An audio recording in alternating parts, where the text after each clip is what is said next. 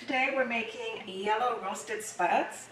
Take a small dish, add in the juice of 2 lemons, about 1/4 cup of lemon juice, 1 tablespoon of grapeseed oil, 1 tablespoon of minced parsley and minced garlic, 2 teaspoons of lemon herb seasoning. I like to use Clubhouse lemon and herb seasoning. 1/2 teaspoon of salt, freshly ground black pepper. Stir until combined. 6 medium potatoes. These are a little bit on the smaller side. Cut into wedges. Spray your baking dish.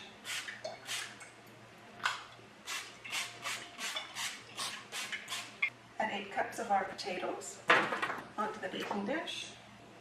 Spread them out. Spray them. While we're doing this, we preheat our oven to 400 degrees.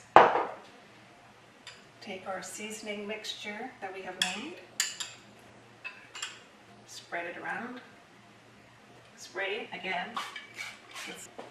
And we bake in preheated oven for 40 minutes, flipping them at the 10-minute mark, or until the potatoes are nice and brown.